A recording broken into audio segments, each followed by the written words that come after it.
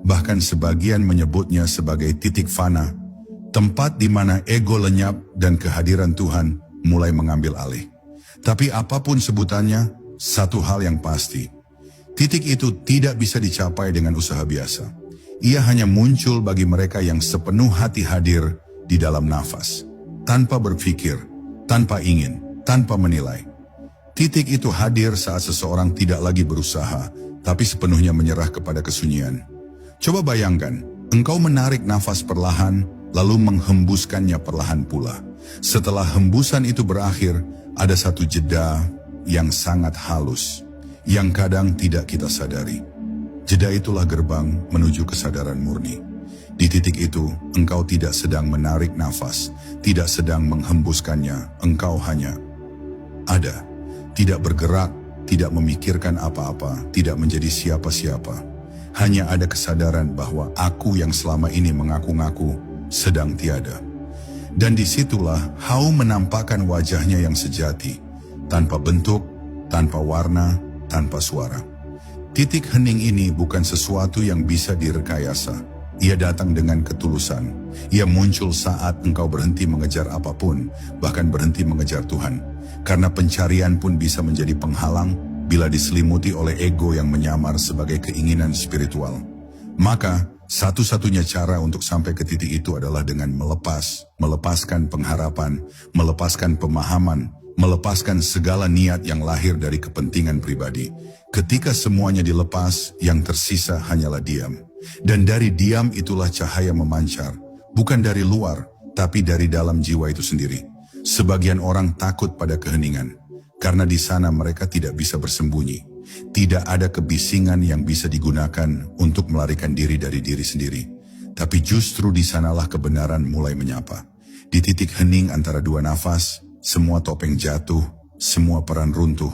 Engkau tidak lagi menjadi anak, tidak menjadi guru, tidak menjadi orang baik atau buruk.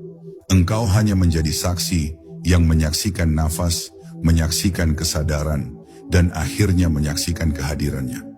Itulah fana yang sejati, lenyapnya segala atribut, agar yang hak bisa hadir tanpa sekat.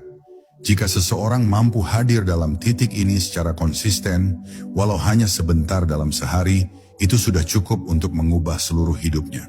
Ia tidak akan lagi melihat dunia dengan mata yang lama. Ia akan mulai melihat segala sesuatu sebagai pantulan dari Yang Maha Satu.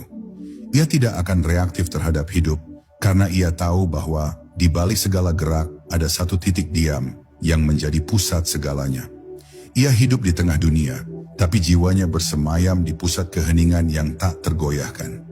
Inilah inti dari ilmu Hau, bukan sekadar mengucapkannya, bukan pula memikirkannya, tapi mengalaminya, merasakannya, menyelam dalam kehadirannya yang tersembunyi di antara dua nafas. Maka jangan buru-buru dalam bernafas. Jangan gegabah dalam hidup, karena di antara tarikan dan hembusan ada satu rahasia yang sedang menunggu untuk dikenali. Ia tidak memaksa, ia hanya menunggu. Dan bagi siapa yang mampu hening, ia akan dipertemukan. Menghidupkan Hau dalam kesadaran harian. Dalam keseharian, manusia disibukkan oleh berbagai hal yang tampak penting. Pekerjaan, keluarga, urusan dunia, rutinitas yang tidak ada habisnya. Tanpa disadari ia terperangkap dalam gelombang waktu dan pikiran yang terus bergerak tanpa henti. Ia bangun di pagi hari bukan dengan kesadaran, tapi dengan kebiasaan. Ia hidup di antara suara, tuntutan, dan peran-peran yang menumpuk dalam pikirannya.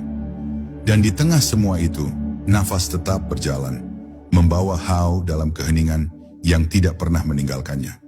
Sayangnya, sangat sedikit yang benar-benar menyadari keberadaannya dalam keseharian. Ilmu Hau tidak mengajak manusia lari dari kehidupan, melainkan mengajak untuk hadir sepenuhnya di dalamnya.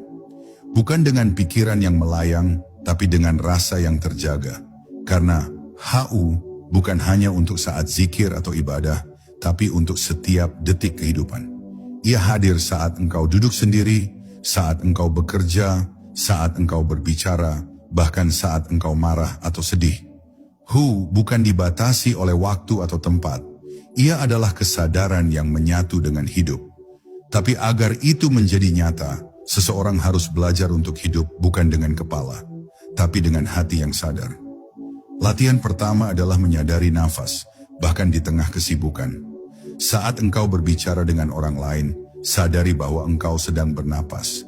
Saat engkau menulis, membaca, memasak, atau berjalan, tetaplah sadar bahwa nafas itu ada. Rasakan ia masuk dan keluar, perlahan, tanpa harus diubah, tanpa harus dikendalikan. Cukup disadari, karena dalam kesadaran itulah HO mulai berbicara. Bukan dalam bentuk suara, tapi dalam rasa hadir yang halus dan dalam. Ketika engkau hadir di setiap nafas, engkau sedang menghidupkan Tuhan di dalam dirimu, bukan secara dogma, tapi secara rasa.